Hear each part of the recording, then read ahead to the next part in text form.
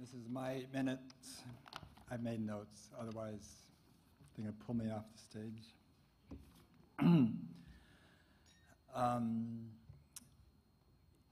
As Dan referred to,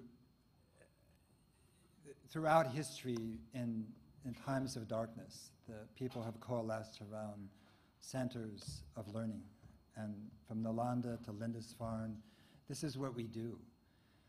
And I'm not saying this is an age of darkness, though I have said that.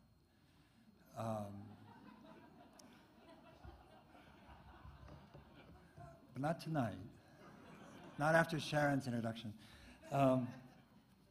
But none of the religions that we refer to were started by people who wanted to start religions. They were started by teachers and sages and wisdom keepers who lived in times of duress and barbarity and violence and poverty and want.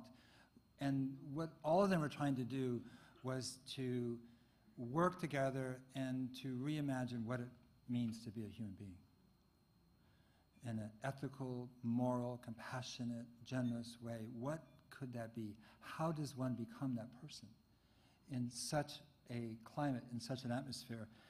I personally, I grew up outside. I didn't trust anything inside. So I spent most of my youth outside in abandonment. And what I learned, though, was that I came to believe that biological and ecological principles were actually the same as spiritual principles. I didn't really see a difference as I was introduced to Buddhism when I was a young man by Alan Watts. And I think that they are universal truths about the inseparability of life, you know, and however you come to it, it's a gorgeous thing, you know. And when we feel separated, it is the source of our fear, our violence, our enemy, our depression, our sadness, a sense that someone we meet is actually other than self. And I learned one more thing outside, and that is that no matter what we do to the environment, whether we burn it or scrape it or clear cut it or destroy it with dynamite or poison it, that the nanosecond that we stop doing that, that life begins to regenerate without exception. And it is what life does.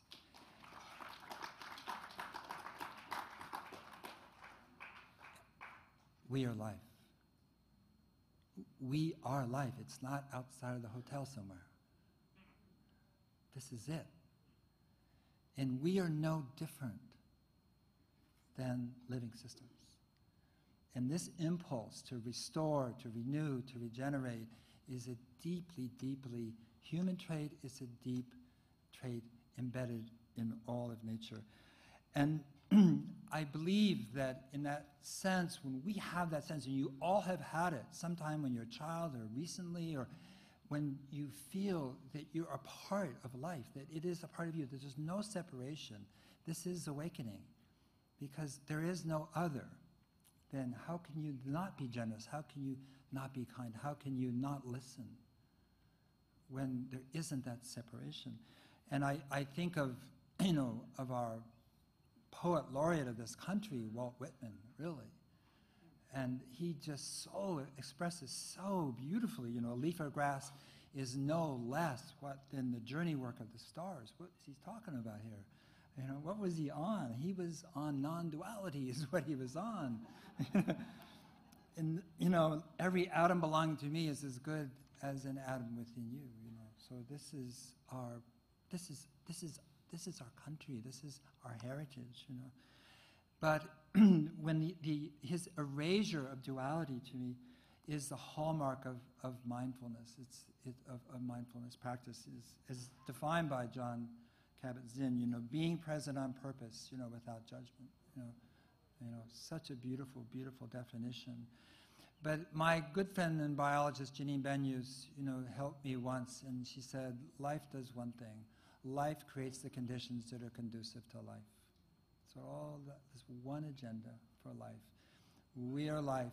So whether it's an economic system, an educational system, you know, whether it's a business, a nonprofit, whether it's a governing system, that is our agenda, to create the conditions that are conducive to life. That is the ethos that will tell us whatever it is we are applying it to, we need to think about or make a decision, it will lead us to an outcome that is truly beneficial for all people.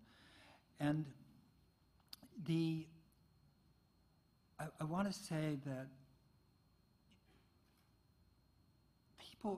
people longing to remember what it means to be human.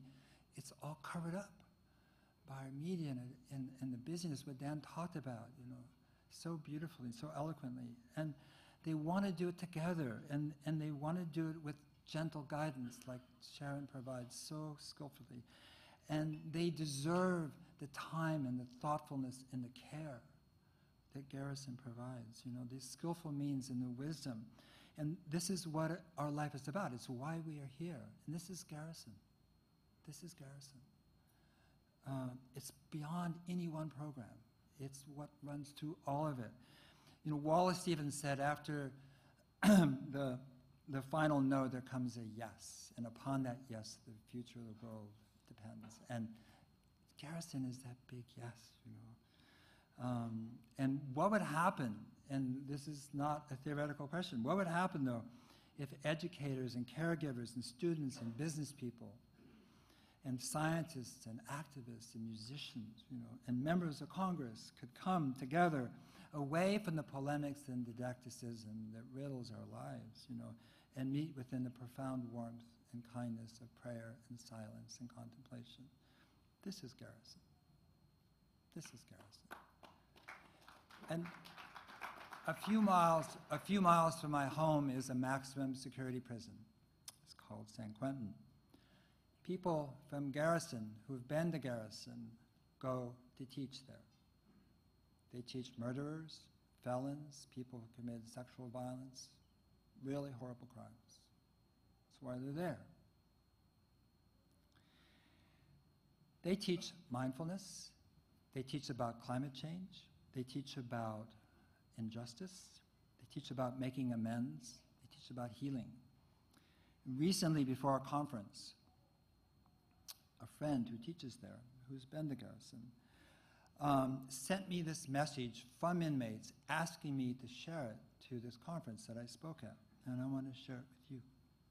It said, quote, these are from these men, "You may have given up on us, but we haven't given up on you.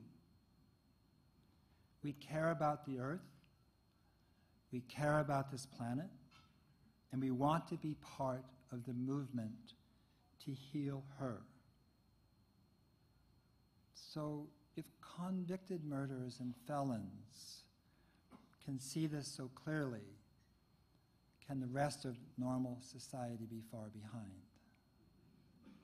You know, this too is Garrison, right? It cannot know all the ways in which it impacts and influences other people. Just finally, I want to call out Deanna and Jonathan. They didn't bring about this event to hear how great they are, to be acknowledged or to be recognized, but, you know, they are just extraordinary. And the true meaning of philanthropy is the benefiting, the caring for, the nourishing of humanity.